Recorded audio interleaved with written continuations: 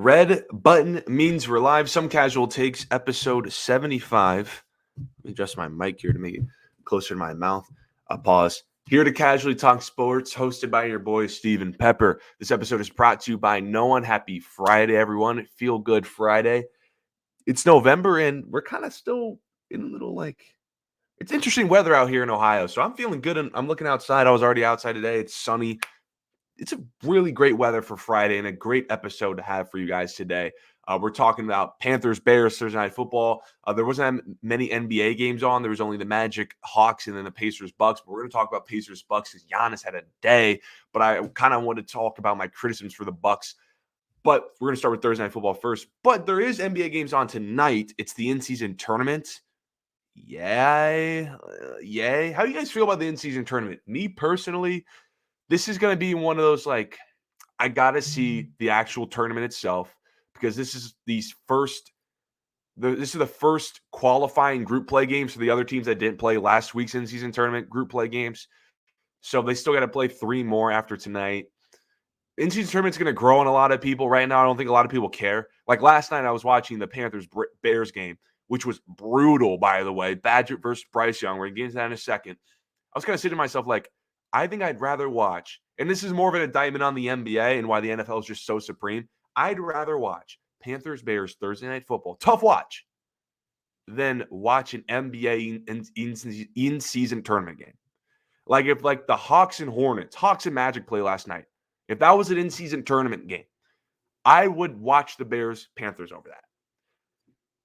The in-season tournament isn't still increasing stakes to the regular season. But again, that's going to be a next year thing when we have hindsight, when we have film, when we have more of an expectation of the atmosphere in tournament games. But right now, it just still kind of feels like another regular season game.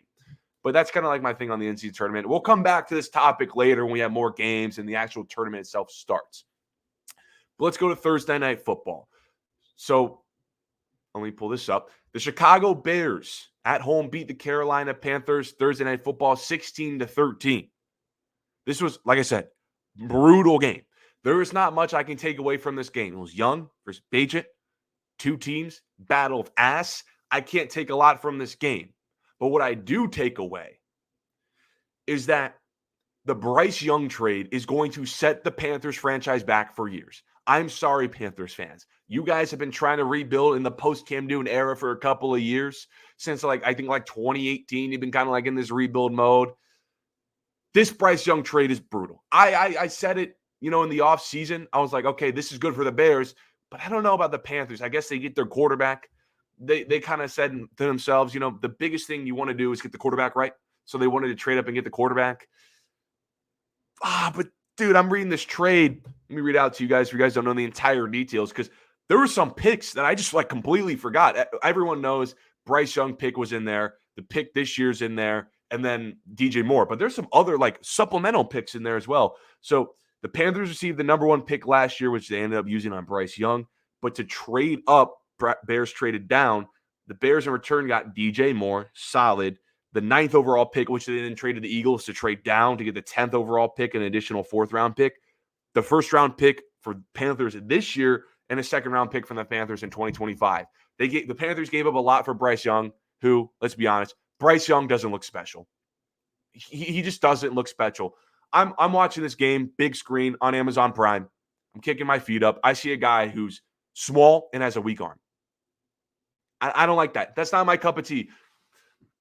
I've always been a Stroud over Bryce Young guy because of this size issue. Now, I think I had a stream doing a mock draft talking about Bryce versus Young. I kind of forgot what I said. I was a little on the fence about Stroud because I wasn't the biggest Stroud guy. But I said Stroud's size, is better than Bryce Young's, which would probably make Stroud a better NFL quarterback. I don't like these small, below 6 foot, weak arm quarterbacks. I don't think they succeed in the NFL. I like a bigger body. I like my quarterback 6'2", 6'5", 220 to 40 pound strong arm, muscle, take a hit. Bryce Young can't do that. Guys, I'm right now sitting behind a monitor giving a podcast that no one's watching. Right now, I'm talking to a podcast that barely anyone's watching. I didn't play high school football. I'm bigger than Bryce Young. I understand Bryce Young hasn't played a full year, and the Panthers are talentless. Usually you want a rookie quarterback to play a full year before you get some judgment. And the Panthers, that offense, I've never seen an offense that talentless ever. Adam Thielen is your best wide receiver. He's a wide receiver 2 and 3 in most rosters. None of those receivers can get open and the offensive line can't block. It's not like I'm asking Bryce Young to be offensive rookie of the year. I understood going into the season these offenses weren't talented. All I'm asking, dude, just give me a couple good drives. Give me a signature win, a moment. I can't get any of that from Bryce Young. It looks bad when all the other quarterbacks that were in this conversation last year have had their big moments. Will Levis is tossed for like 3 touchdowns in a game. Stroud just went for 5 touchdowns, could have been 6, and then 470 yards rookie record. And my Anthony Richardson, he's running all over the place, looking good. Bryce Young last night, 21 of 38, 17 incompletions, 185. He had 90 yards. He didn't have 100 yards until almost the end of the third quarter. No interceptions, but let's be honest, the Bears dropped 2 interceptions, especially that one late. No touchdowns, 3 sacks, terrible QBR, terrible rating. 6 offensive points, by the way. You wipe off that punt return, 0 offensive points, 6 offensive points. Amazon was nasty last night. Amazon did some nasty work. They tried to defend Bryce Young by putting up a graphic of a notable other number 1 overall pick quarterbacks and say they kind of struggled in their first 9 to 10 games.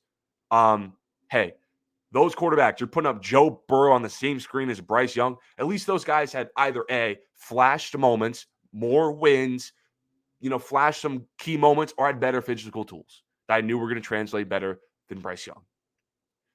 You're the Panthers right now, and if you would have just, sucked it up with, pause. But if you're the Panthers, if all you wanted to do was just have a bridge quarterback for one more year, because we knew Caleb Williams was going to be better, because we knew how the type of prospect Caleb Williams was going to be, they could have sat with Jalen Carter in the draft, still had DJ Moore on all those picks, and then Caleb Williams and a new coach by next offseason.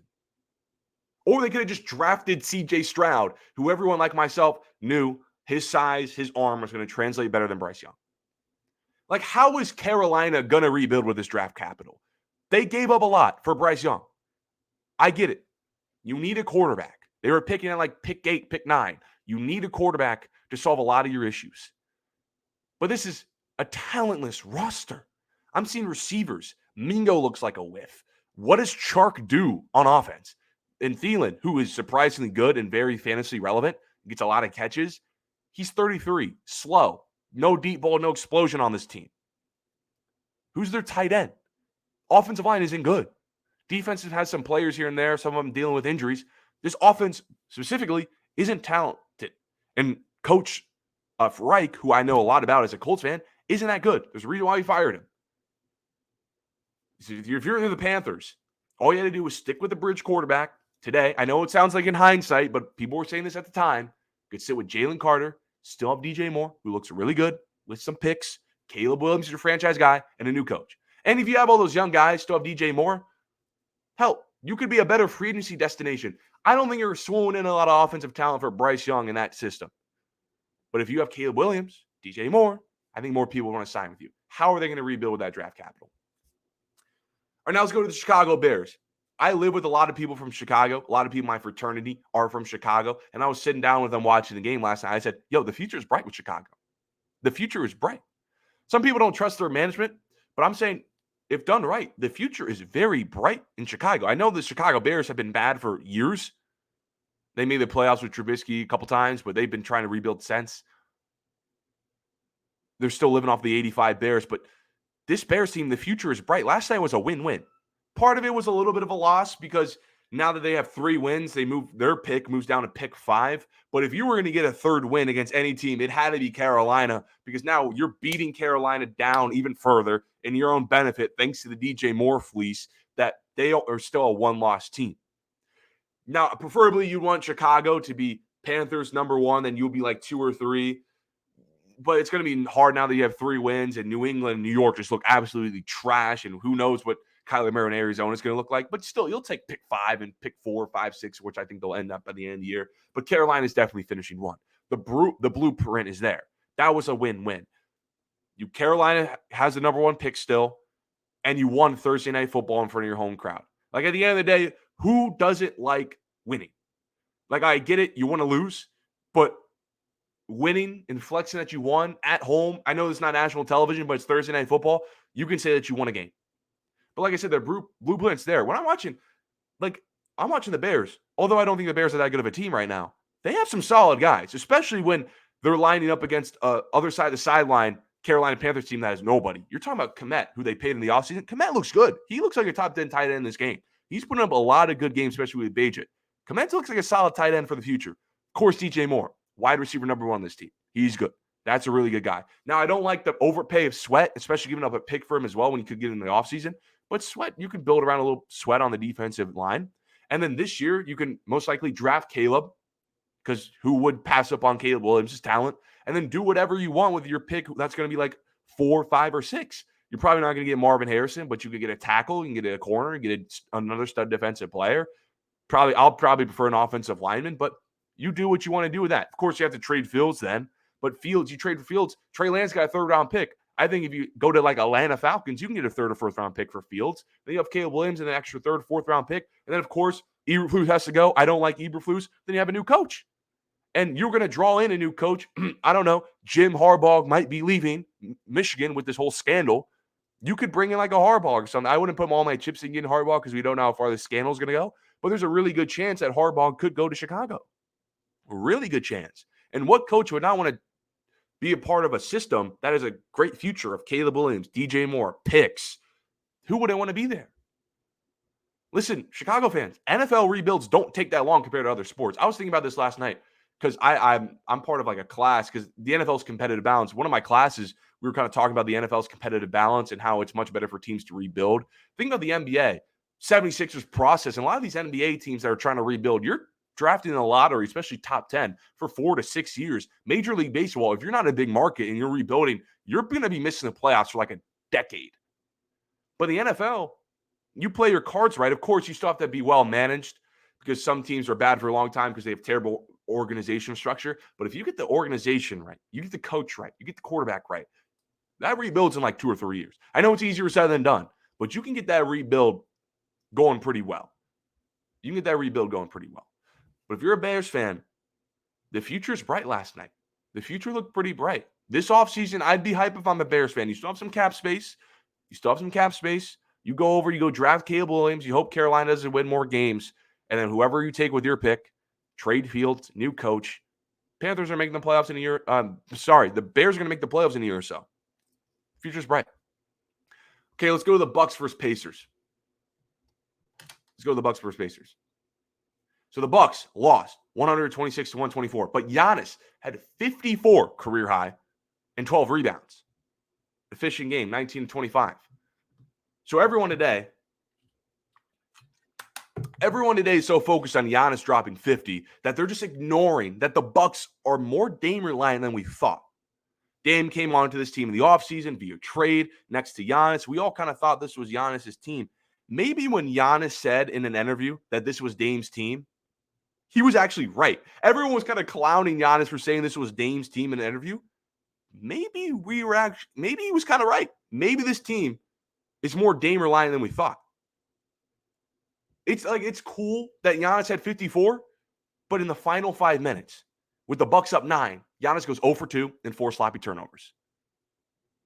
The thing with Giannis is what separates Giannis from Nikola Jokic for being best player alive is Giannis is so limited in the half court that it hurts him in the real clutch time. We saw last year against Miami. The reason why they lost to Miami is Giannis couldn't score more than 4 points in the fourth quarter. Last night, couldn't score in the final 5 minutes. That's Giannis. Limited in the half court, you wall up, you try your best efforts to defend his weaknesses in the final 5 minutes, and you can get to Giannis. Turns the ball over, misses shots, can't hit a shot outside the paint, still can't develop a jumper, reliant jumper. Damian Lillard came to this team to be this team's closer. He did. I don't need to tell you because you already know that Dame is one of the most clutch players in the league. And if you watch any Bucks basketball this season and the wins that they've won close, Damian Lillard was the one hitting all the shots down the stretch, not Giannis. So without Dame, this team does not have a closer.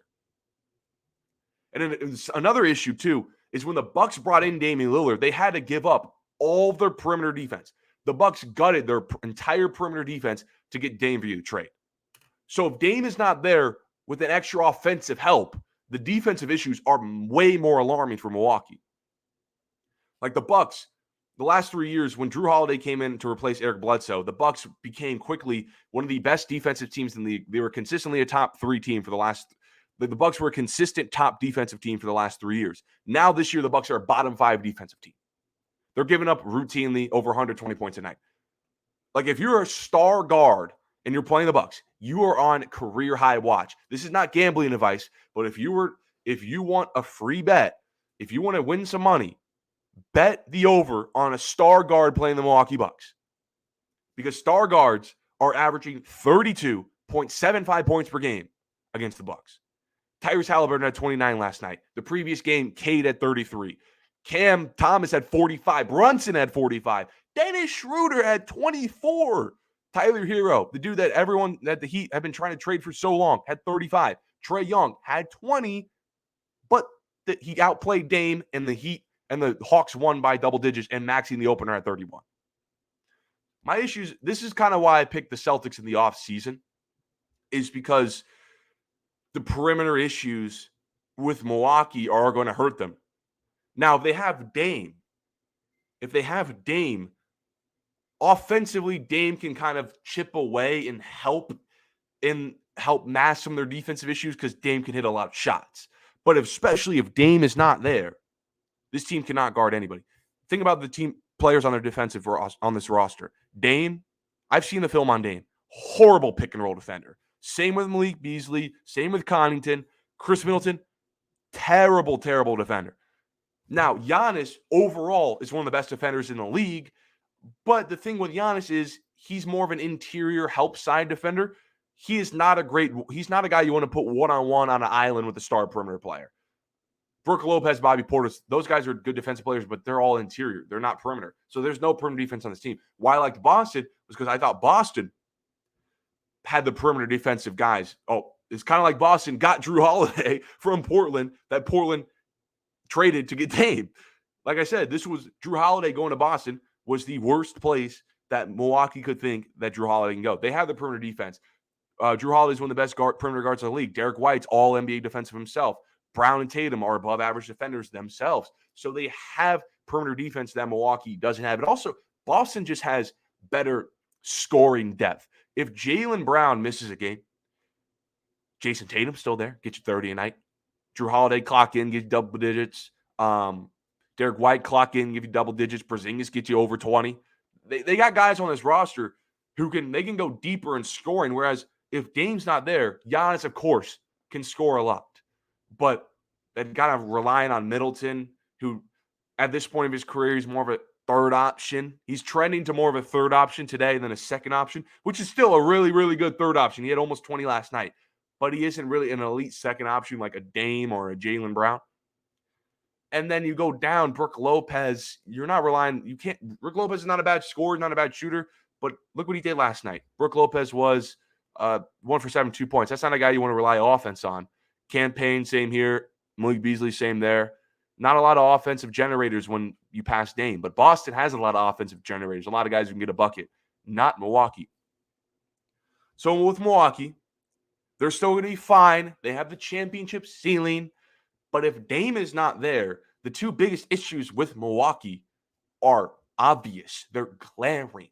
Issue number one is Giannis, despite being an argument for best player alive, is not a good player down the stretch, particularly in the half court. And then two, this team cannot guard anybody on the perimeter to save a life. Like Schroeder would for over 20. They have the star point guard, it can be a 1 or a 2. The star guard for the Milwaukee Bucks has not been held under 20 points. That is insane. They pick and roll this perimeter to death, and Giannis in this defense is regressing because it looks like for the last couple of years, this team, their bread and butter was mostly the perimeter, not the interior. But I want to thank you guys for listening to Some Casual Takes episode 75. Follow all social media. Some Casual Takes is the handle for everything to stay updated on all things related to the show. I guess tonight, watch the in-season tournament. That's what I'm going to be doing because I got to watch all the Lakers games. Hopefully they win. If the Lakers lose, we're going to talk about it on Monday. Hopefully I talk about a winning performance. But until Monday,